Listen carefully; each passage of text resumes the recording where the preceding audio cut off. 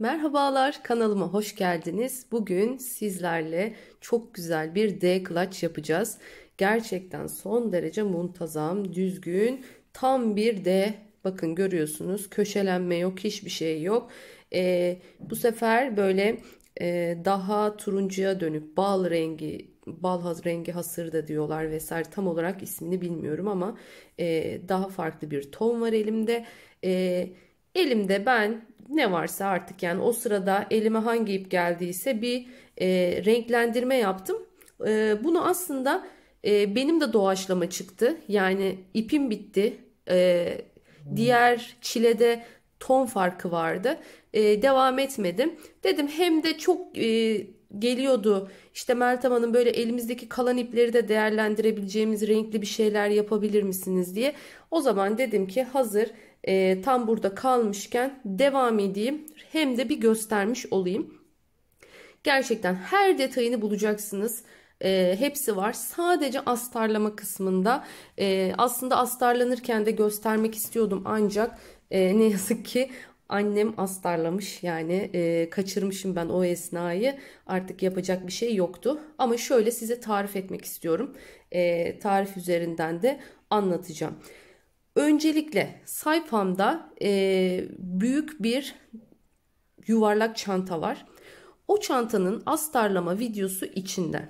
Oradan yuvarlak çantaların nasıl astarlandığını bulabilirsiniz. Ben de size yine tarif edeceğim. Bu arada detaylarını da görelim.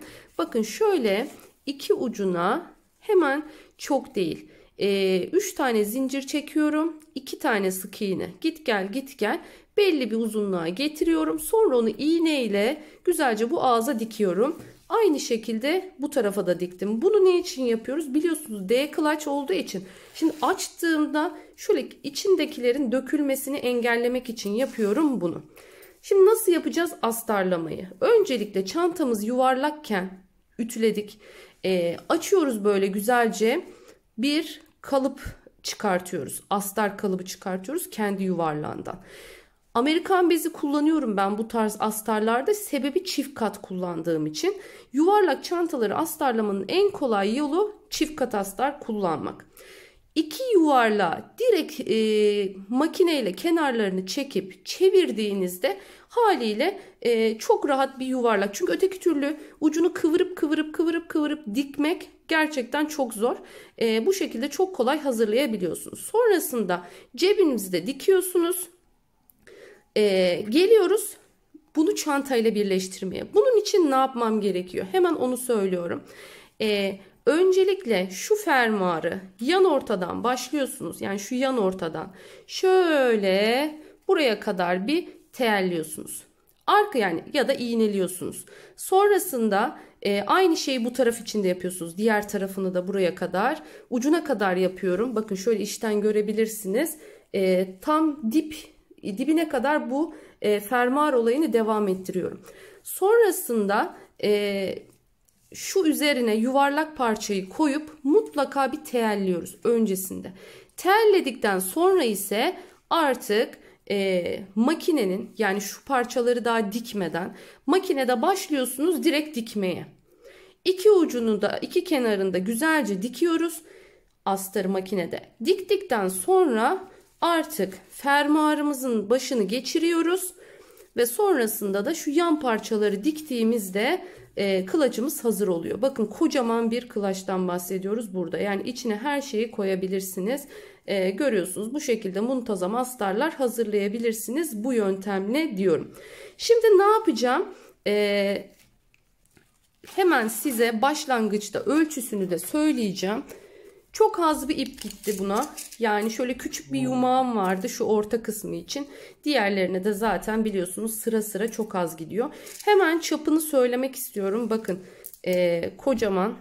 Bunu bu arada supla olarak da yapabilirsiniz. Açık hali tam 38 santim. D kılaca benim en yakıştırdığım boy. Yani 38'in altı küçük oluyor. Üstü biraz yani fazla devasal oluyor. Bu 38 santim. Daha önce biliyorsunuz sayfamda bir tane daha vardı. O sadece düz hasır renkli olan. onun yapımını gösterememiştim. Sadece anlatmıştım, ölçülerini vermiştim. Ama bu sefer her aşamasını bu videoda bulabileceksiniz diyorum. Son bir hatırlatma. Hala kanalıma abone olmadıysanız kanalıma abone olup aynı zamanda zil butonunu aktif hale getirirseniz mutlu olurum. Biliyorsunuz abonelikler tamamen ücretsiz diyorum. Hazırsanız tüm aşamalarıyla çantamızı örmeye başlıyoruz.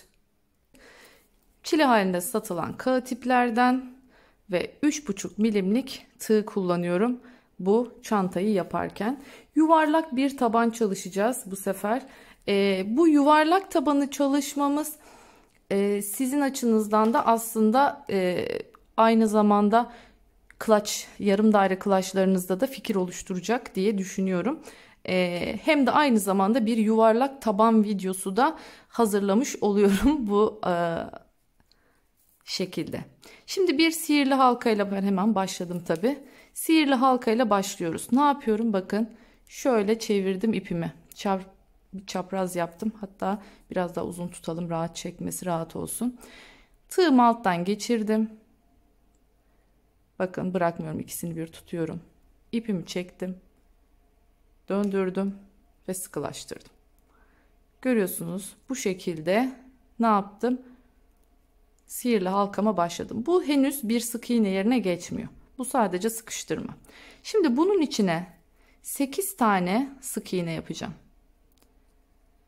Burada şu ipi mutlaka ikisini bir götürün. Bu göbeğinizin daha sağlam olmasını sağlayacak. Hani ola ki çekerken falan bir kopma yaşanırsa hiç korkmayın. Çünkü zaten bu ip içinden dolaştığı için yeterli miktarda payda vermiş oluyoruz bu şekilde. 8 tane yapacağız. 3, 5 oldu. Bir yandan da hafiften sıkıştırıyorum. 6, 7 ve 8. Şimdi güzelce sıkıştıracağım bunu.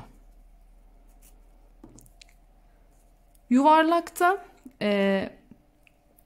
şimdi ben iple götürebiliyorum. Hani ihtiyaç duymuyorum ama yeni başlayanlar zorlanabilirler. O yüzden mutlaka ve mutlaka bir işaretleyici kullanmanızı tavsiye ediyorum. Dediğim gibi bu herhangi bir ip de olabilir ya da normal bir klasik işaretleyicilerden de olabilir. Hemen alalım bir tane işaretleyici. Şimdi 8 taneyi yaptık. Bu sırada bu 8 tanenin tamamını çiftleyeceğiz. Yani 8'i 16'lı hale getireceğiz. Ne yapacağım bunun için? Bakın ilkini bir örüyorum. İyice sıktım. Bakın görüyorsunuz ortada boşluk kalmayacak şekilde sıktım. Şimdi bu birinciye hemen bir sihirli halkamı takıyorum. Bu benim sıra başımı gösteriyor. Aynı yere bir tane daha giriyorum. Çift yapacağız demiştik.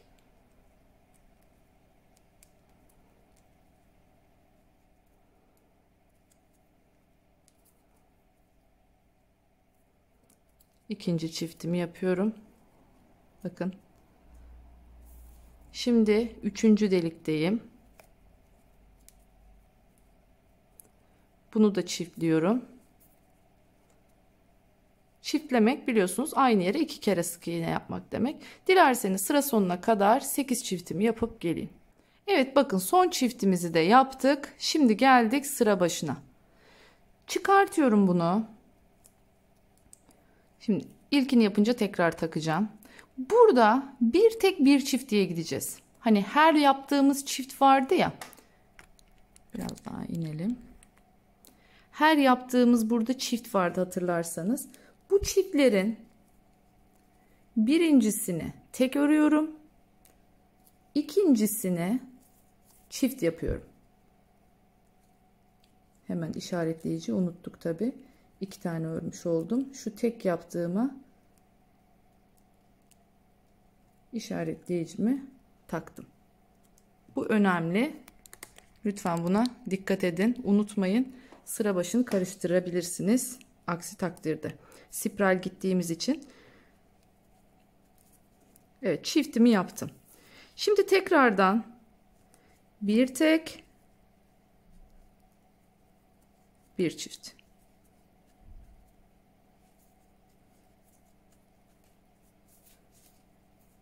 Bakın altta çiftimiz var, görüyorsunuz. Birincisine tek, ikincisine çift şeklinde sıra sonuna kadar dolaşıp geliyorum.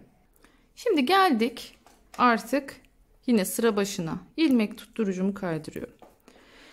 Şimdi burada yuvarlak taban yapmanın en önemli püf noktasını vereceğim sizlere. Şimdi 8'in katları şeklinde biliyorsunuz oluşacak tabanımızın ölçüsü. Eğer hep bir tek bir çift, iki tek bir çift, üç tek bir çift, dört tek bir çift diye giderseniz bütün arttırmalarınız üst üste gelecektir.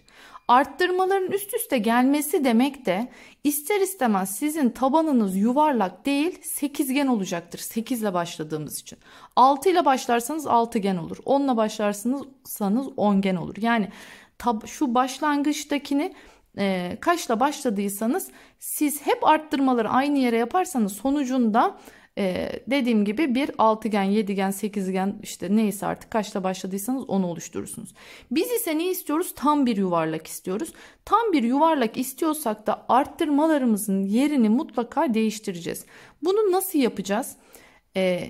Şimdi biliyorsunuz altıgen, yedigen, sekizgen, dokuzgen, ongen bu şekilde gittiğinde yukarı doğru çıktıkça yuvarlaşır. Yani yuvarlaklaşır. O yüzden biz bu sayede ne yapmış oluyoruz? Arttırmaları 8 yere değil de 16 yere denk getirmiş oluyoruz. 16 yere denk getirmek de zaten aslında bir yuvarlak oluşturmuş oluyor bizim için. Şimdi işaretleyicimi çıkartmıştım. Biliyorsunuz normalde iki tek bir çift sırasına geldim ama bunu böyle şimdi yapmıyorum. İlkini bölüyorum her zaman çiftlerin. Ne yaptım? Bakın önce bir tek yaptım ve hemen işaretleyicimi takıyorum. Sıra başım kaybolmasın. Yaptığınız ilk ilmeğe hemen geçirin. Şimdi yanındakine bir çift yapıyorum. Yani burada 2'yi böldük. O yüzden bir tek bir çift yapmış olduk. Şimdi buradan sonra hep iki tek bir çift gidiyoruz. 1 2 şimdi çift.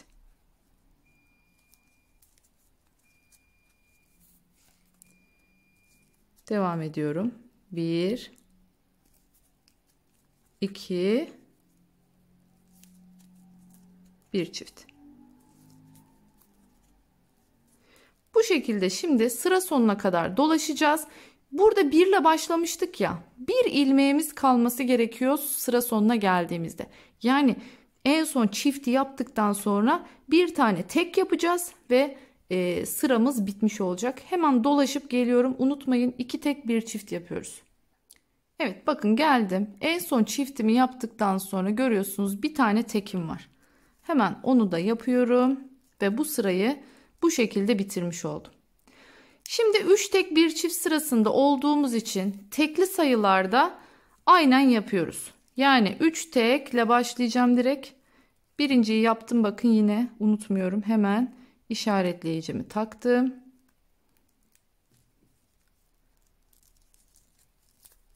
2 3 şimdi çift.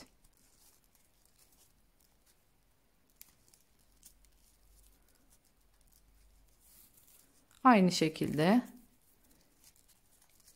1 2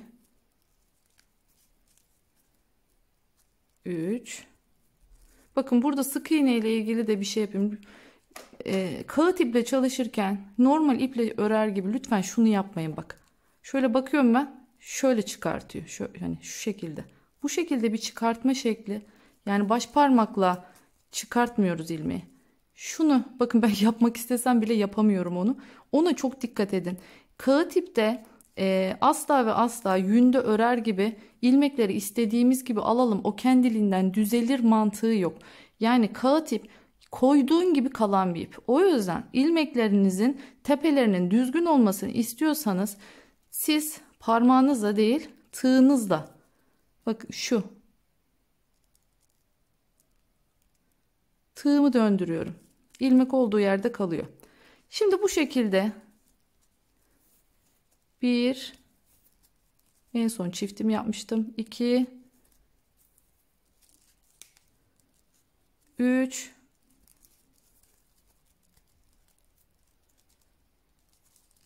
'çiftimi yaptım.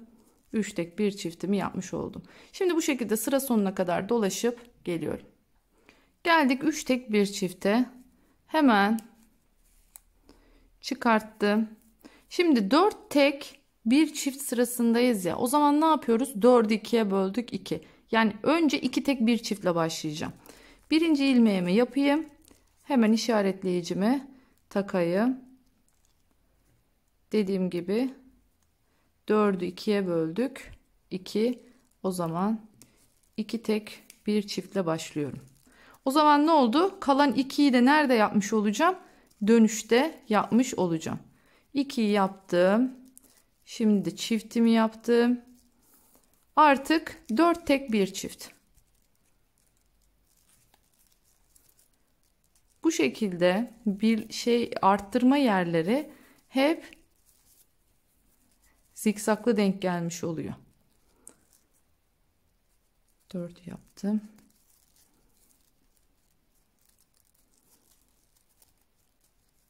Çiftimi yaptım.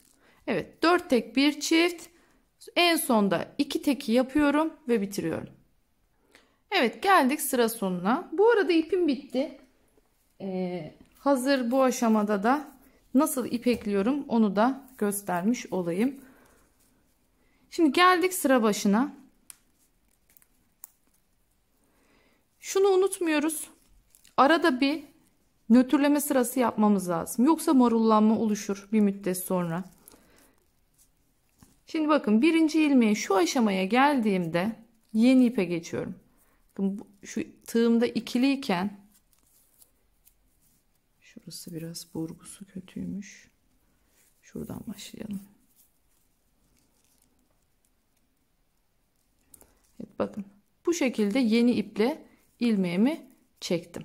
Şimdi ipin bir tanesini alıyorum. Bakın ikincisini bırakıyorum burada. Onu dolaşıp buraya gelirken gizleyeceğim. Aynı yerden ikisini birden gizlemiyorum ki altta kalınlık oluşmasın diye.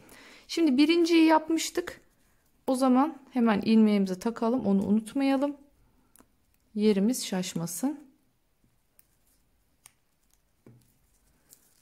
Şimdi bir sıra boyunca hiç arttırma yapmadan her sık iğnenin üzerine bir tane sık iğne olacak şekilde dolaşıp geleceğim.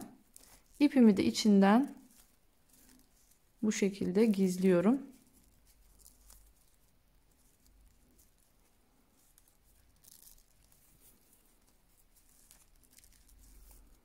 Kağıt ipin en güzel yanı ufak tefek böyle eğer düzgün olmadığını düşünürseniz dert etmeyin.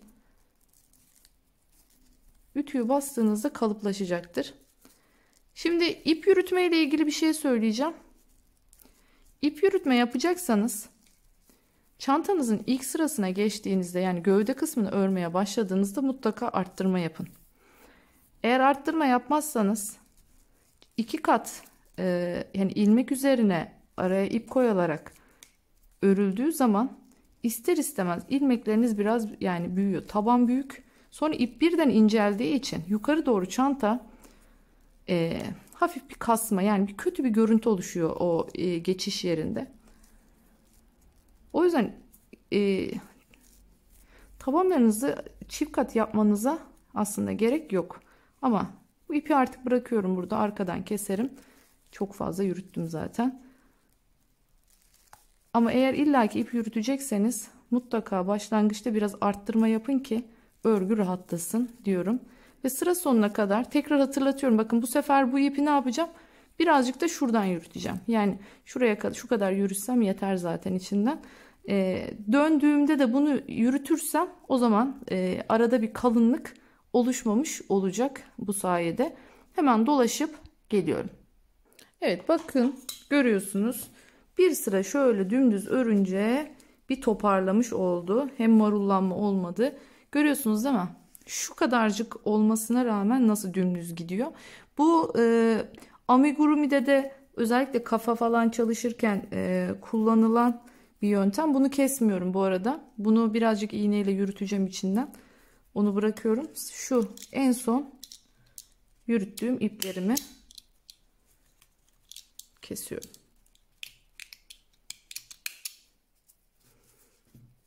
Gerçekten kalıp gibi dümdüz bir taban elde etmiş oluyoruz. Şimdi artık hepsini arttırdık. Şimdi neye geldik? 5 tek bir çifte geldik. Hemen birinci ilmeğimi örüp işaretleyicimi takıyorum. İp yürüttüğüm için orada. Evet. Taktık işaretleyicimizi. Birinciyi yaptık. İkinci, üçüncü, dördüncü, beşinci. Şimdi ne yapacağım? 5 teki yaptım. Bir tane çift yapacağım. 5 tek bir çift demek 7. 7 kere 8 56. Yani bu sıra sonunda 56 ilmeğe çıkıyor. Sayısı. İlmek sayısı.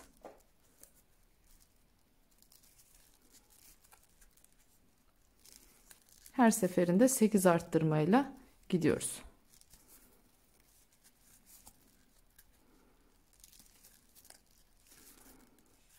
Bunu 6 ile de başlayabilir miyiz? Elbette başlarsınız. 7 ile başlarsınız. Ama böyle 8'in yuvarlağı çok güzel oluyor. Dediğim gibi çantalarda da kullanacak olursanız, yarım daire kılaçlarda da kullanacak olursanız bu tarifi gerçekten çok kullanışlı bir taban. Ay kaptırdım gittim ben sizinle konuşurken. Çift yapmayı unuttum. 5 tek bir çift yapmışım. 5 tek bir çift.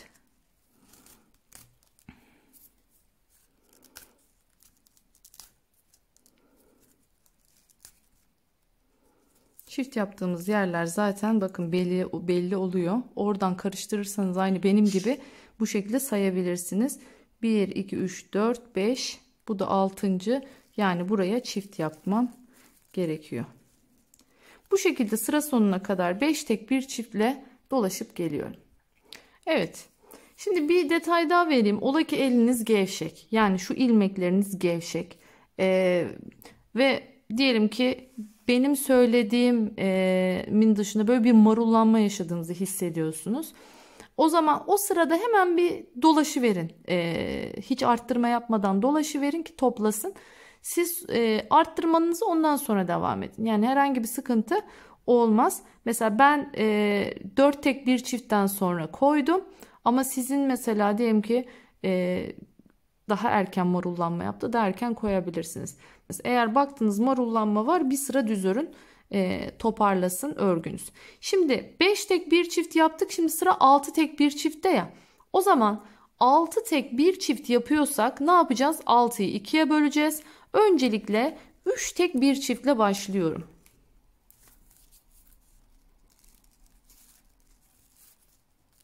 Bir, 2, 3. 1, 2, 3. Evet. Yine hemen takarsanız sizin için daha iyi olur.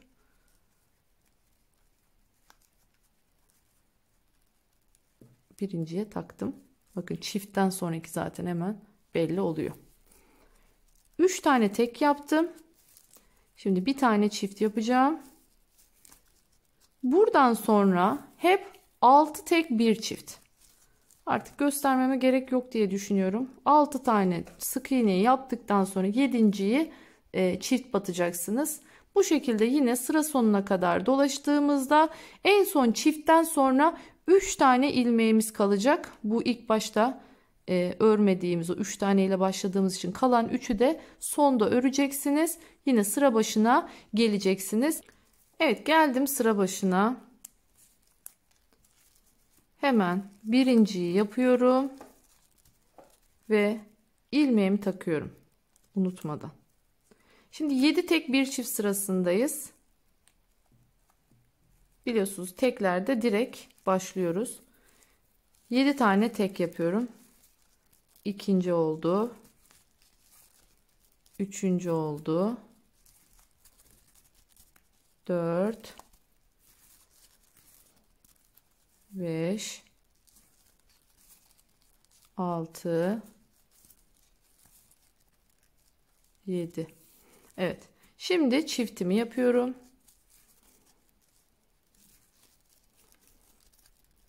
Evet, bu şekilde 7 tek bir çiftle bu sırayı da bitirip geliyorum. Evet, şimdi 7 tek bir çifti de yaptık. Sıra sonuna geldik. Şimdi 8 tek bir çiftteyiz. Biliyorsunuz çift sayılara geldiğimizde bölüyorduk.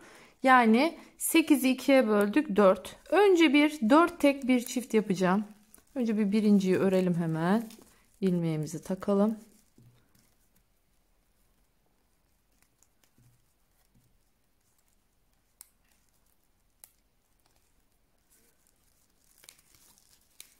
İki,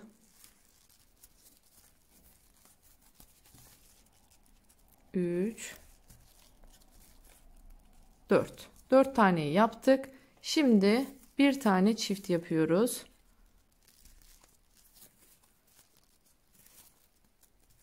Çiftimizi yaptık. Şimdi artık normal 8 tek bir çifte geçebiliriz. 1 2 3 4 5 6 7 8. Şimdi çiftimizi yapabiliriz. Bakın artık 8 tek bir çifte geçtiğimize göre bu sıra sonunda ilmek sayımız 80'e çıkacak demektir. Görüyor musunuz nasıl yüz yuvarlak gidiyor? Hiçbir herhangi bir köşelenme yok. Bu stille ördüğünüzde kusursuz daireler elde edebilirsiniz. Bazen bu yuvarlakları birleştirerek motifler yaparaktan kılaçlar yapıyorsunuz. Dediğim gibi taban olarak kullanıyorsunuz ya da işte D kılaçlarda kullanıyorsunuz. Farklı farklı kullanım şekilleri var. Bu kusursuz yuvarlak örgü o yüzden çok işinize yarayacak diye düşünüyorum. Hemen 8 tek bir çift yaparak sıra sonuna kadar geliyorum. Evet, en son bakın çiftimi de yaptıktan sonra 4 tane kaldı. O 8'i 2'ye böldüğümüzde 4 tek bir çiftle başlamıştık. O kalan 4'ü ne yapıyoruz? Bakın en sonunda örüyoruz.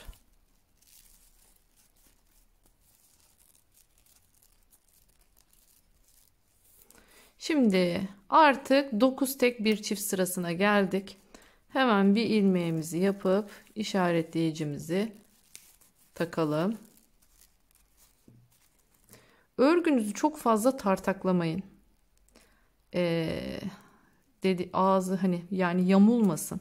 Sadece yapacağınız şey şu. Şu sıra sonunu şu şekilde el ütüsü dediğimiz ama bakın şu değil, şu değil, karşılıklı asılma değil. Sadece bakın son sırayı şu şekilde ilmeklerini düzeltiyorum. Bu kadar basit. Şunu yapmayın. Şu çok tehlikeli bir şey. Bunu siz böyle asılırsanız çantanızın yani o yuvarlağın formunu bozarsınız. Sadece bakın şu yaptığım hareket şu. Parmaklarımla örgünün o ağız kısmını yukarı doğru çıkmasını sağlıyorum.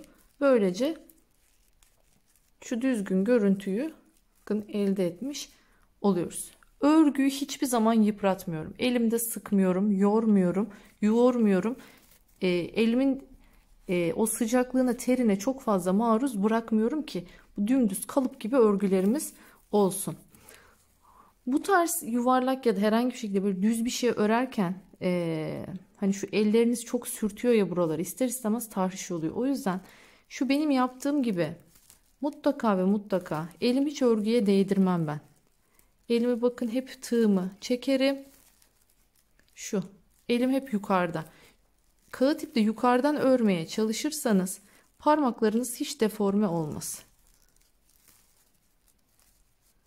Bakın hiçbir şekilde benim elim değmiyor. Sadece parmağım doladığım ipin olduğu kısım değiyor. Onun dışında örgüye elimi değdirmiyorum. Burada da dikkat etseniz sadece küçük bir parmağımla tutuyorum, sıkıştırıyorum. Yani avucumun içine alıp da örgüyü bu şekilde ezmiyorum. Bunlar da önemli detaylar.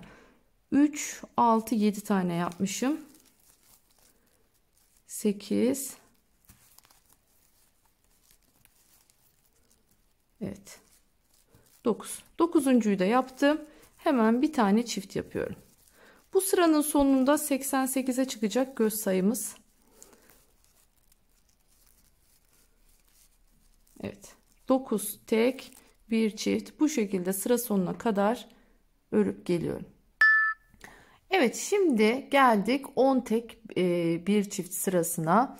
Bakın, kastettiğim nokta şu. Benim şu anda çok düzgün gidiyor. Yani herhangi bir şekilde morullanma vesaire yok. O yüzden arttırması sıra yapmıyorum ben şu anda. Hani ihtiyaç duyduğum anda yapacağım. Ancak dediğim gibi tekrardan siz eğer ki bir marullanma örgünüzde hissettiğiniz anda hemen bir sıra arttırma yapmadan dümdüz örün. Sonra arttırmaları aynı sırasıyla devam edin. Bu sayede toplayacaktır hemen örgünüz. Şimdi 10 tek bir çift yapacağıma göre 10 da çift sayı olduğu için 2'ye böldüm 5. Şimdi önce bir 5 tek bir çift yapacağım. Birinci ilmeğimi ördüm. Hemen işaretleyicimi taktım.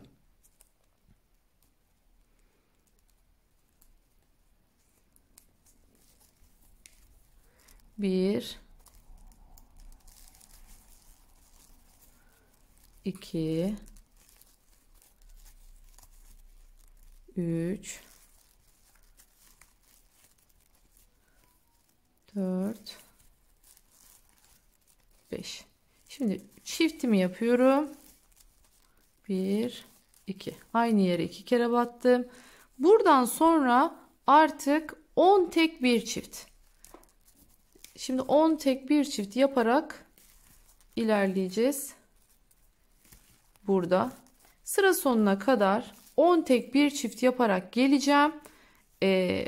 Şu kalan burada örmediğim o 5 taneyi teki de burada sonunda 5 tek yapıp bitireceğim.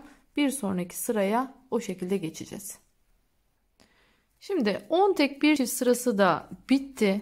Bence artık mantık iyice anlaşılmıştır diye düşünüyorum. Şimdi ne yapıyoruz? Çiftli olan sayılarda 2'ye bölüp öyle başlıyoruz. Ama eğer tekse sayımız direkt başlıyoruz. Mesela şu anda neredeyiz? 11 tek bir çift sırasındayız. O zaman ne yapacağız? 11 tane direkt tekimizi yaparak başlayacağız. Eğer ki 12 tek bir çift sırasına geldiğimizde ne yapacağız? 12'yi böleceğiz 6'ya. 2'ye pardon 6. Önce 6 tek bir çiftimizi yapacağız. Sonra kalanlarını normal 12 tek bir çift şeklinde bitirip sonra kalan 6'yı buradan kalan 6'yı yapacağız. Bu mantıkla dediğim gibi her sırada arttırma yaparak gidersiniz eğer benimki gibi böyle düzgün gidiyorsa. Ama ola ki dediğim gibi bir marullanma hissettiniz, bir bollaşma hissettiniz. İlmeklerinizi çünkü sıkı almazsanız bunu yaşayabilirsiniz. O zaman ne yapıyorsunuz? Hemen bir sıra düz arttırmasız dolaşıyorsunuz. İstediğiniz boya gelene kadar aynı mantıkla örüyorsunuz. Yani mantık hep aynı gidiyor. Dediğim gibi burada sizin çantanızın tabanını kaç santim yapmak istediğinizle alakalı bir durum bu.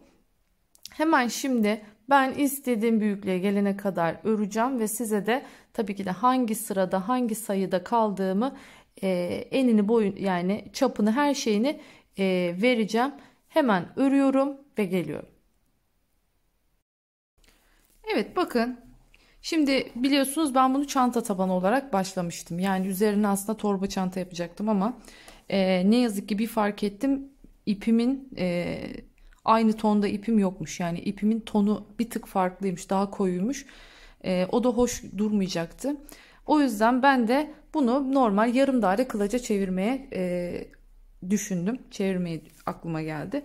O yüzden sizlere aynı zamanda hem de bir supla tarifi vermiş olacağım bu sayede. Şimdi ben bir deneme yaptığım için burada delikleri görüyorsunuz. En son 17 tek bir çift sırasını yaptım. Bakın biliyorsunuz en son bir sıra hiç arttırmadan örmüştüm. O da 12 tek bir çift sırasından sonraydı. Ondan sonra her sırada arttırma yaparak 17 tek bir çift sırasına kadar geldim.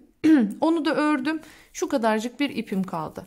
O yüzden dedim ki ben bunun kenarlarına birazcık renk katayım. Biraz renk çalışalım. Şöyle bir fuşya rengi aldım.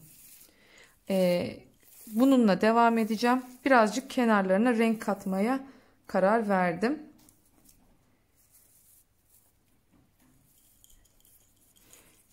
Bu sefer yalnız biraz geçiş kazandırmak istiyorum. Örnek değiştireceğim birazcık. Bakın en son ilmeği ikili bıraktım. Bu önemli. Renk geçişi yaparken bu şekilde yapıyoruz. Yeni iple de çektim. Şimdi yanındaki ilmeğe normal sık iğnemi yapıyorum. Onun yanındakine sık iğnenin tepesine değil de altına giriyorum. Bu arada arttırmamı aynen devam ettireceğim. Yani ben neredeyim? 18 tek bir çift sırasındayım. O zaman 18 çift sayı olduğu için ne yapıyorduk? Önce onu 2'ye bölüyorduk. 9. Yani 9 tane tek yapacağım. Bakın işaretleyiciyi koymadım bu sırada. Neden? Çünkü zaten pembe başladığımız yer belli.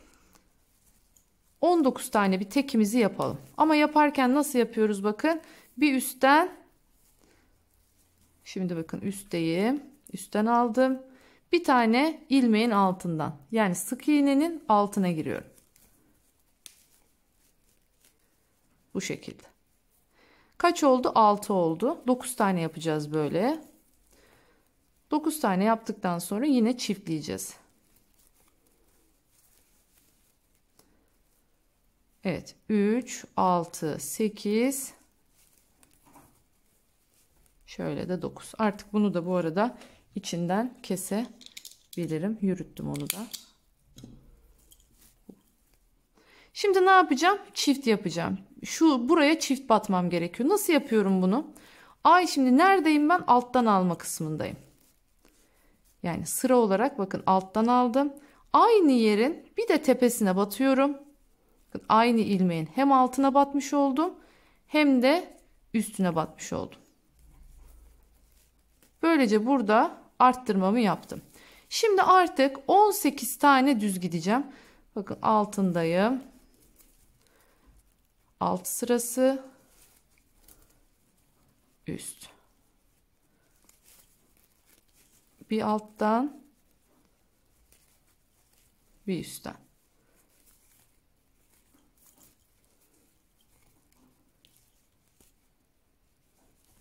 Bir alttan, bir üstten. 18 tane bu şekilde gideceğiz. Bir alttan, bir üstten. Şimdi bakın bunun altı bu delik olduğu için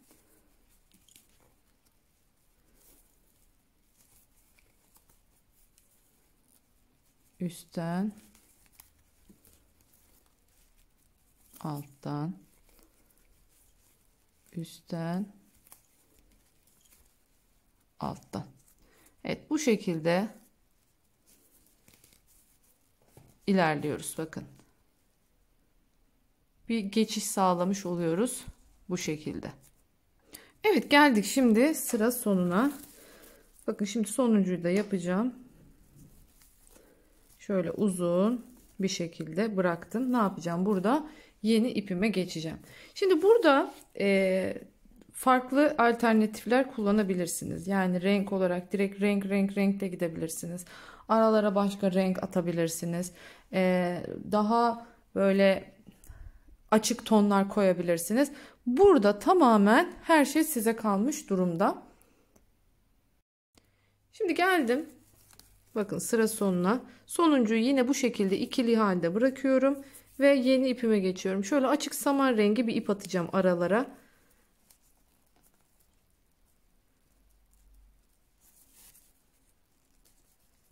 Şöyle. Şimdi içinden yürüterek de gideceğim aynı zamanda. Şimdi burada ne yapmam gerekiyor?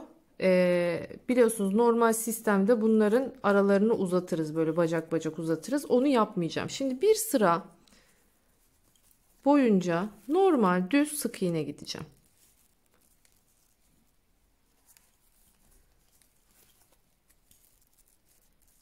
Şöyle.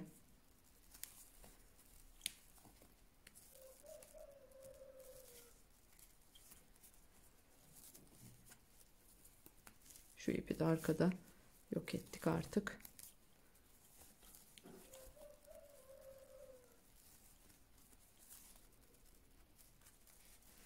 Böyle bu şekilde bir sıra boyunca bu iple dolaşacağım.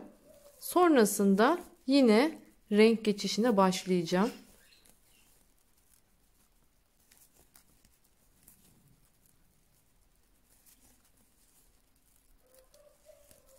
Şöyle aralarda bir renk oluşmuş olacak bu sayede.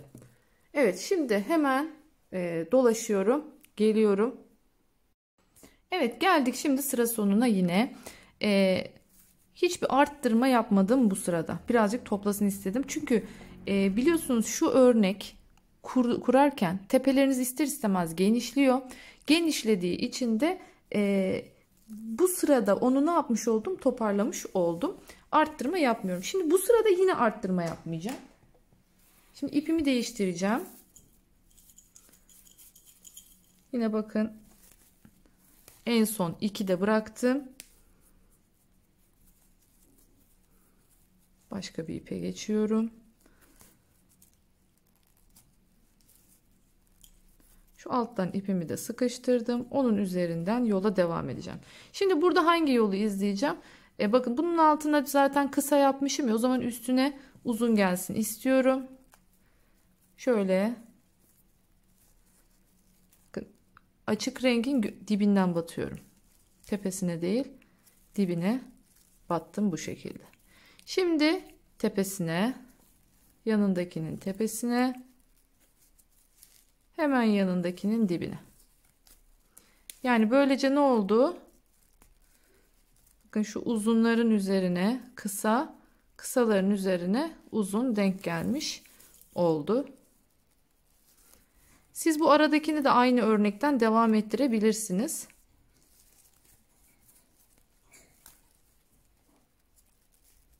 Ben onun böyle arada küçük küçük gözükmesini istedim. Açık rengin. Çok gözüksün istemedim açıkçası. O yüzden bu şekilde yaptım. Artık bunu da buradan kesebiliriz.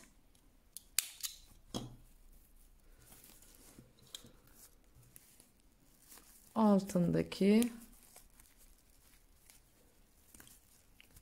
ilmeğin tepesi.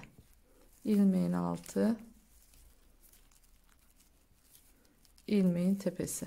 Bu aşağılara iniyoruz ya, aşağılara indiğimizde ister istemez birazcık şu ilmeklerimiz genişliyor. Bakın şunların tepeleri daha geniş. O da bir nevi arttırma etkisi yaratıyor. O yüzden bu sırayı da arttırmasız devam edeceğim. Diğer sırada bakacağım. Duruma göre karar vereceğim. Şimdi bu şekilde hiç arttırma yapmadan sıra sonuna kadar dolaşıp geliyoruz. Evet, geldik yine sıra başına. Bakın görüyorsunuz bu haldeyken bıraktım. Hemen tekrardan şu arada yaptığımın aynısını yapacağım. Bej diyebilirsiniz, açık saman diyebilirsiniz. Bu ipimize tekrar geçiyoruz. Ben hata yaptım. Burada bunu kestim. Sanki bir daha kullanmayacakmışım gibi. Siz kesmeyin. Çünkü her renkten sonra tekrar bunu koyacağımız için onu alttan devam ettirebilirsiniz. Mesela ben şimdi bir daha kesmeyeceğim bunu. Şimdi tekrardan aynı şekilde ne yapıyorum? Sık iğneme devam ediyorum.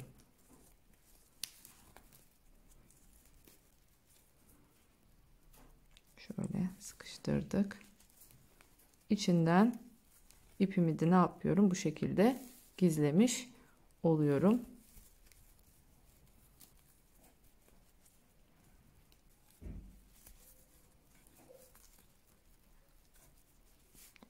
Şimdi tekrardan bir bakacağım. Eğer arttırma gerekirse zaten belirteceğim. Arttırma gerekmiyorsa sıra başına kadar örüp geliyorum.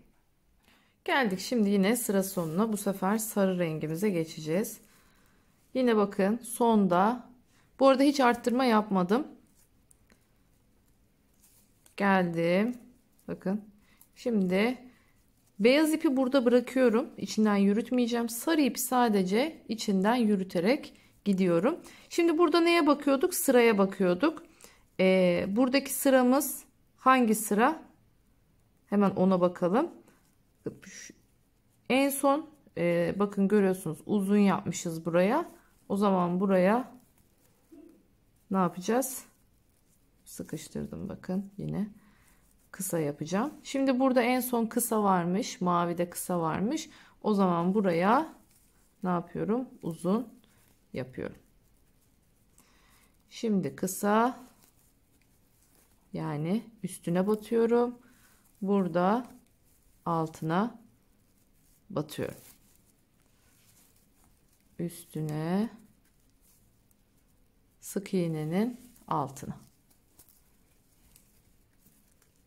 Bu sırayı da bu şekilde gideceğiz. Bir sonraki sırada artık arttırma yapmak durumundayız. Arttırmalara geçmemiz gerekiyor. Biraz.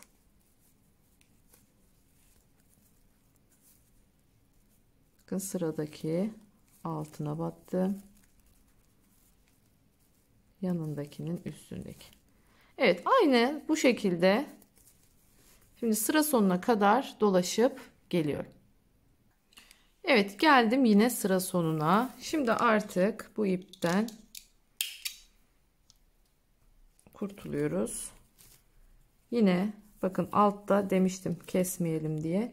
Şimdi bu ipi tekrardan geçiriyorum. Devam ediyorum. Bu sefer sarıyı içinden yürüterek gideceğim. Şimdi ne dedim? Bu sefer arttırma yapacağız dedim. Şimdi arttırma yaparken şöyle en son yaptığımız arttırmayı baz alarak yapacağız. Yani en son hangi arttırmada kaldıysak yine aynı şekilde oradan devam edeceğiz. Şimdi en son 18 tek bir çiftte kaldığımıza göre 19 tek bir çiftten şimdi yolumuza devam edeceğiz.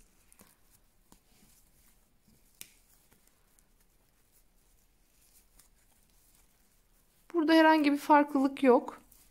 19 tane yapacağım, çiftimi koyacağım. 19 tane yapacağım, çiftimi koyacağım. Bu şekilde düz sık iğne ile yine sıra başına kadar dolaşıp geleceğim. Evet, geldik yine sıra sonuna. En son çiftimizi yaptık. 19 tek bir çift yaptık, unutmayalım. Yine şu ipimizi altta bırakıyorum. Şimdi yeşille devam edeceğim. Bakın düz sırasında olduğum için tabanına batacağım. Arttırma yapmıyorum bu sırada. Bir tane uzun.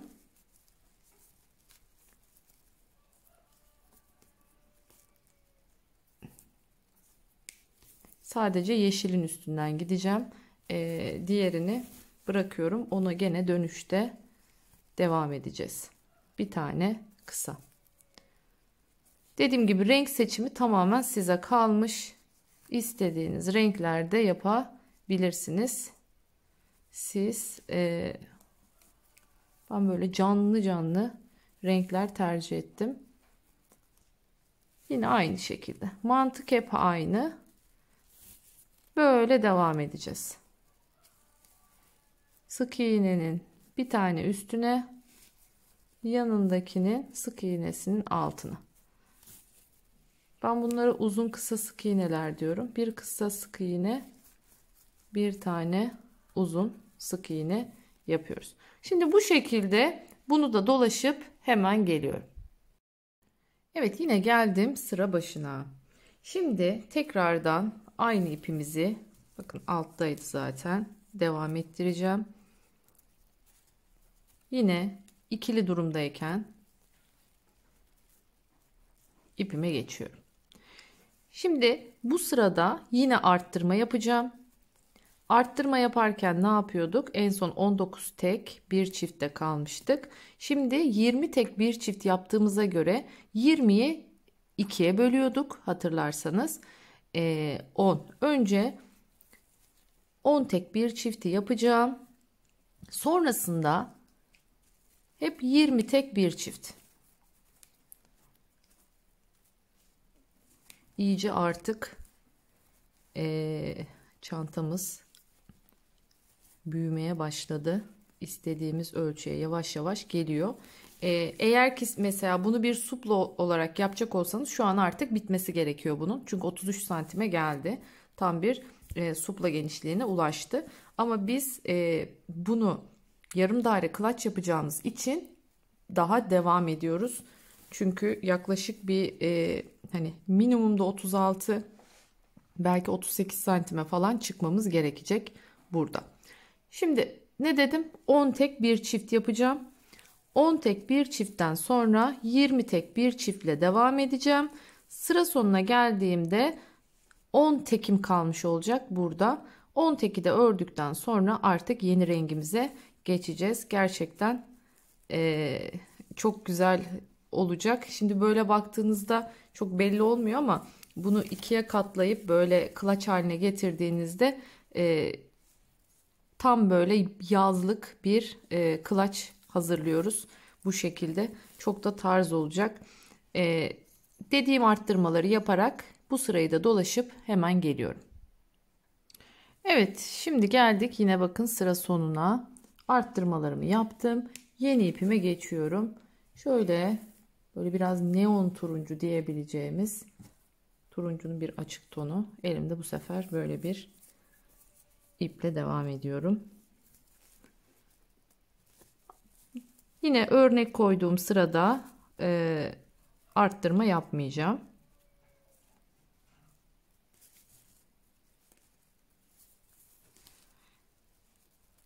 Bakın şimdi uzunun üstünde olduğumuz için şimdi kısayla başlıyorum. Tabi bunlar değişiyor zamanla arttırma olduğu için. Şöyle şunları da sıkıştıralım. Evet. Şimdi devam ediyorum. Kısayı yaptım. Şimdi uzunu yapıyorum. İpimi de içinden dolaştıracağım. Şimdi kısa artık kocaman oldu. Masada üzerinde örmekte zorlanıyorum.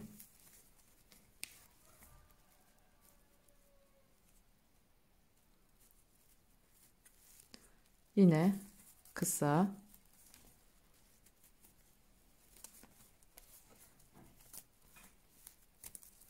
Uzun. Yani yine aynı şekilde sık iğnenin bir tanesine üstüne bir tanesinin altına batıyorum. Böylelikle yine aynı şekilde uzun kısayla yoluma devam edeceğim. Bir sıra boyunca örüp hemen geliyorum.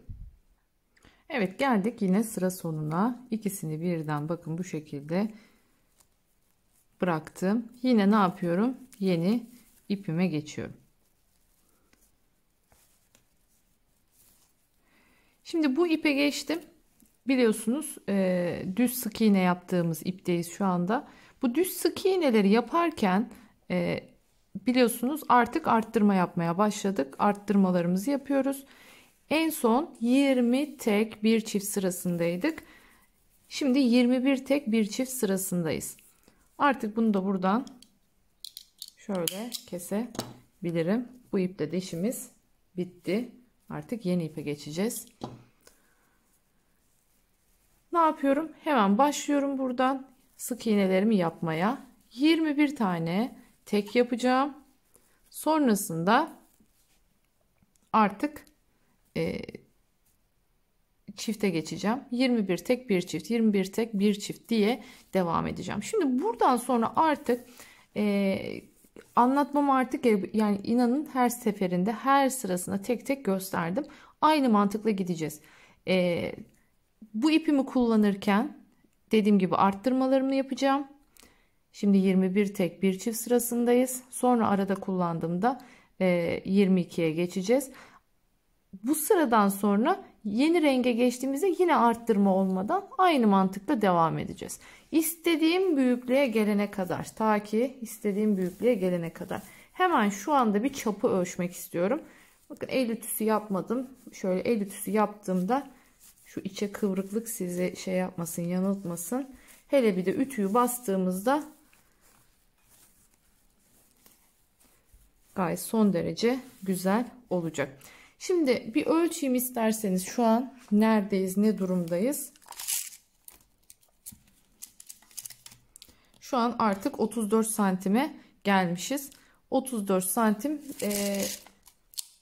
tahmini olarak bu sırayı bitirip ya bir renk daha ya iki renk daha ekledim mi bitecek. Evet, geldim sıra sonuna. Bakın bir tek buraya böyle lilamsı bir mor ekledim. Sonrasındaki son sırada ağzı düzgün olması açısından hiç arttırma yapmadım. Direkt her sık iğnenin üzerine bir sık iğne olacak şekilde tamamladım. Şimdi artık sona geldik. Bitiriyorum çantamı. Ağız kısmını dolaşacağım. Dolaşmadan önce şimdi bitirme aşamasındayız.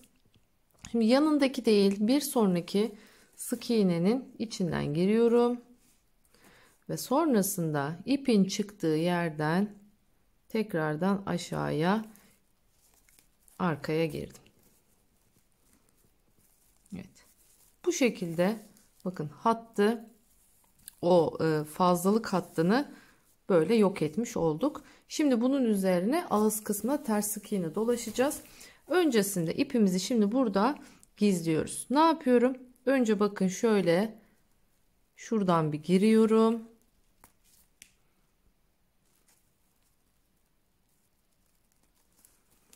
Böylece ipimi burada bir sıkıştırmış oluyorum. Yani herhangi bir şekilde çözülmesini. Sonrasında görüyorsunuz şu şekilde sık iğnelerimin arasından geçiyorum. Şimdi ütülenince öyle güzel olacak ki, kalıp gibi.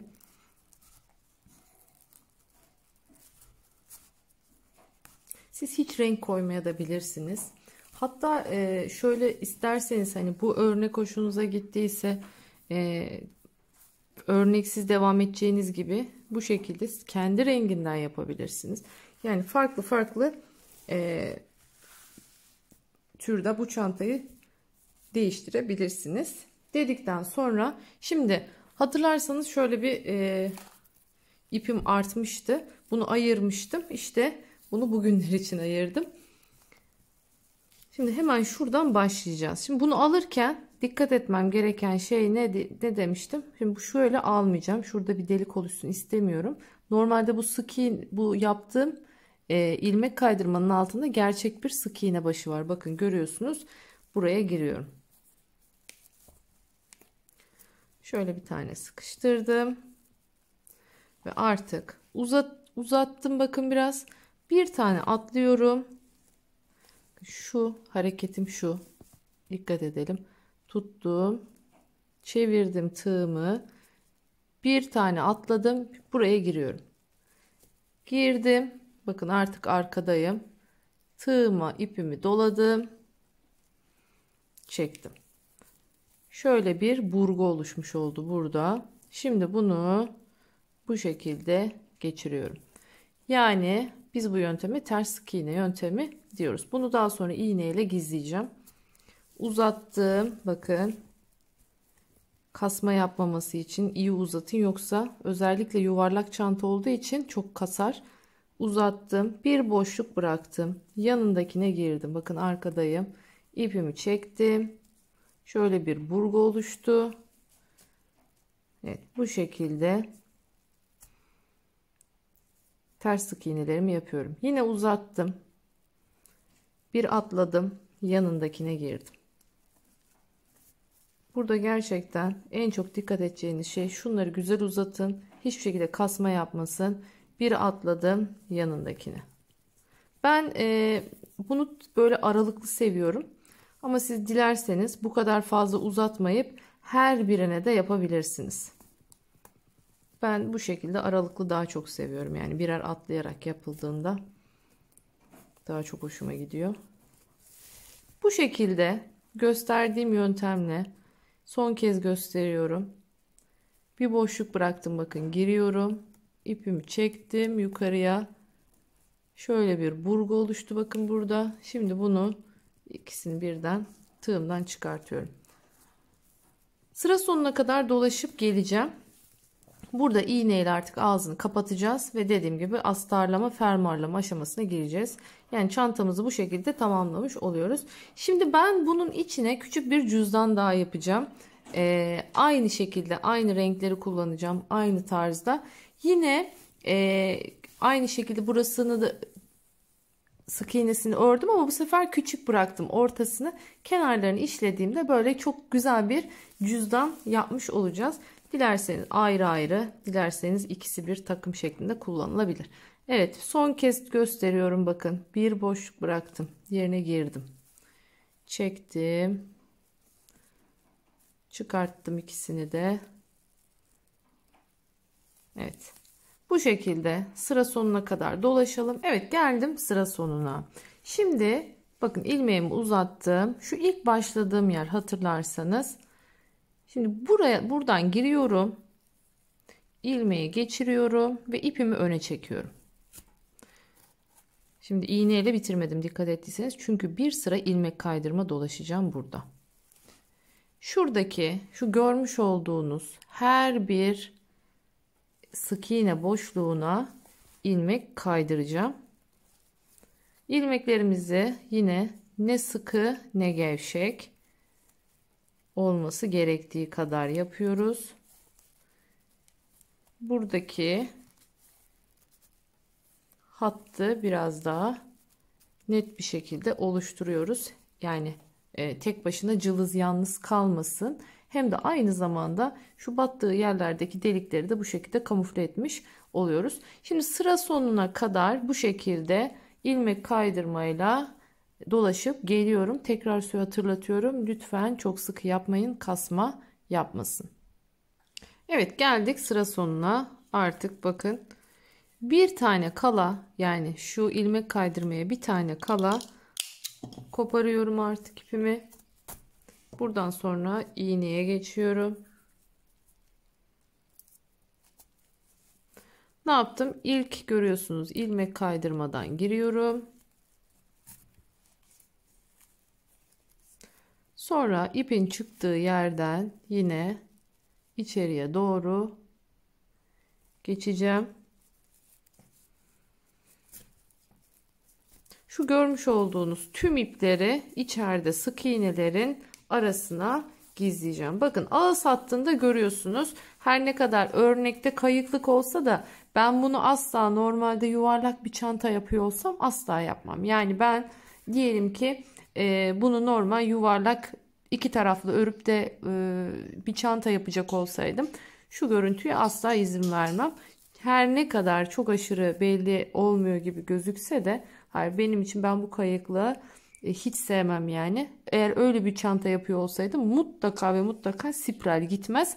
Her sırada birleştirip normal düzgün yuvarlak elde ederdim. Ancak ne dedik? Bunu şu şekilde buradan katlayacağımız için, yani bir yarım daire kılaç olduğu için zaten o ne olacak? Tam alt sınırda kalacak. Yani biri bir taraftan görünecek, biri bir taraftan görüneceği için aynı hizada olup olmadığı belli olmayacak. Bizim buradaki avantajımız bu. Ama eğer dediğim gibi bu görünecekse, hani bu şekilde görünmesi bence çok hoş değil. İplerimi gizleyeceğim. Ağız hattını bu sayede ne yapmış oldum? Bakın düzlemiş oldum. Astar çalışımına hazır. Ancak lütfen unutmayın.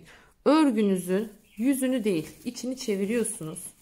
Şu iç kısmından güzelce böyle buharlı ütüyle göbekten başlayarak şöyle açtıra düzgün bir yuvarlak elde edene kadar bunu güzelce ütülüyorsunuz. Hiç korkmayın, buharlı ütüyle güzelce basın. İyice güzel düzgün olsun. Ondan sonra şu şekilde ne yapacağız? Katlayacağız. Çantamızı tamamlayacağız. Gerçekten çok hoşuma gitti. Çok güzel oldu. Şöyle biraz daha bütünü görebilirsek. Evet. Şöyle hakikaten dediğim gibi ütüyü bastığımız zaman düzelecek, düzgün, dümdüz bir yarım daire kılaç elde etmiş olacağız. Evet, finaldeyiz. Yine çok güzel bir çanta oldu. Görüyorsunuz. Renkleri, D'nin düzgünlüğü, muntazamlığı şahane oldu. Şu kısımlarını zaten videonun başında anlattım. Astarlamayı da videonun başında anlattım. Bakın gayet düzgün bir şekilde fermuarımız çekiliyor. Bunu bu şekilde düzgün çalışmak istiyorsanız başlangıçta yaptığım belirttiğim yolu izlerseniz sizin de bu şekilde düzgün D kılaçlarınız olur diyorum. Buraya kadar beni izlediyseniz, dinlediyseniz, benimle bu güzel kılacı yaptıysanız hepinize çok teşekkür ediyorum. Bir başka videoda daha görüşmek üzere. Kendinize çok iyi bakın. Hoşça kalın.